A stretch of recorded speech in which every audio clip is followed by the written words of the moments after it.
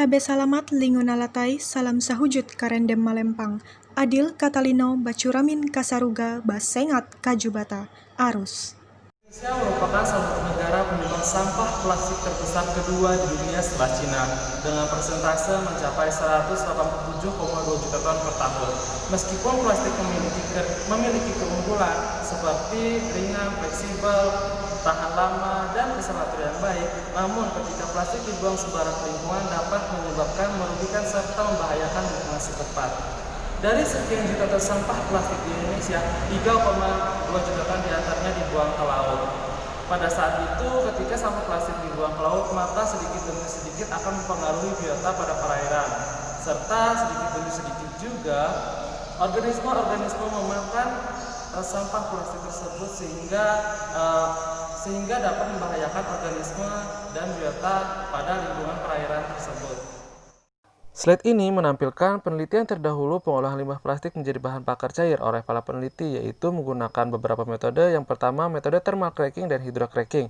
Namun, kedua metode ini memiliki kelemahan, yaitu perlu tekanan dan suhu yang tinggi untuk mengkonversi limbah plastik menjadi bahan bakar cair sehingga kurang efektif dan efisien dalam performansinya.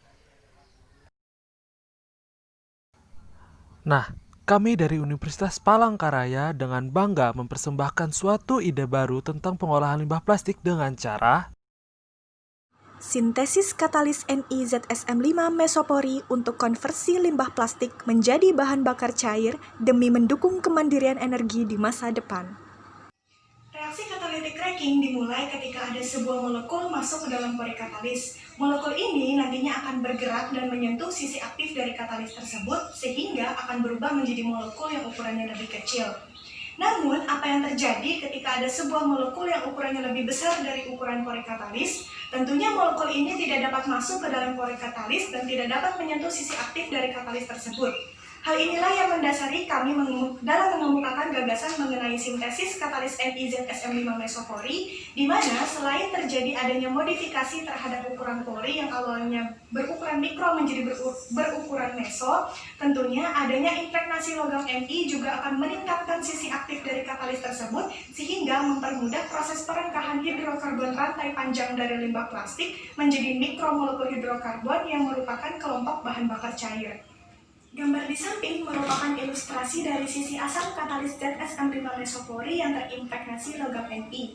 Keberadaan logam Ni sebagai penyedia orbital kosong akan meningkatkan sisi asam Lewis dari katalis sehingga dapat mendukung proses perengkahan makromolekul hidrokarbon dari limbah plastik berubah menjadi mikromolekul hidrokarbon dari bahan bakar cair.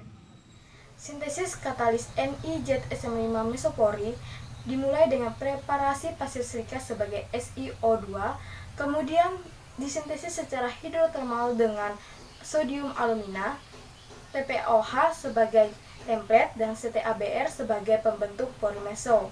Lalu direflux dengan larutan nikel nitrat untuk impregnasi logam Ni.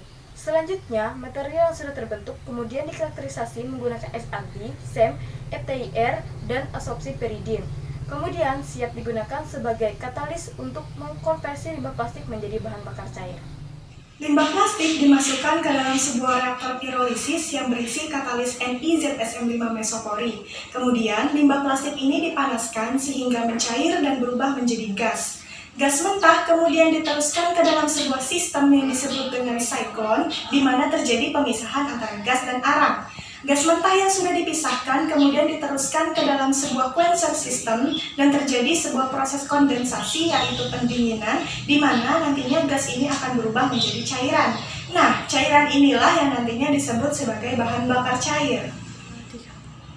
Gambar di samping merupakan hasil karakterisasi katalis NiZSM5 mesopori menggunakan XRD.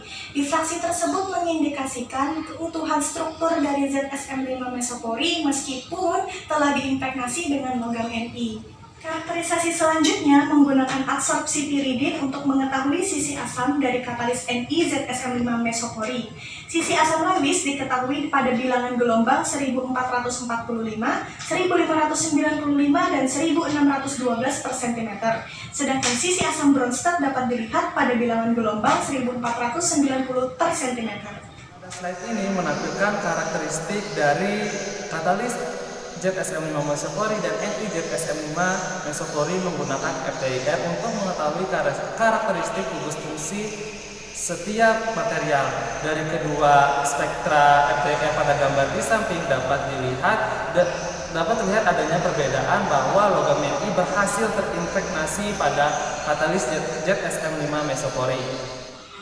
Aktivitas katalis NI-ZSM5 Mesopori dalam mengkonversi limbah plastik menjadi bahan bakar cair dapat diprediksi dengan membandingkan hasil penelitian sebelumnya.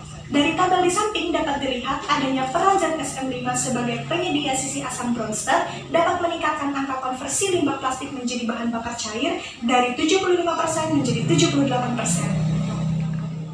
Penelitian lain mengenai konversi limbah plastik menjadi bahan bakar cair dilakukan menggunakan katalis GaZSM5.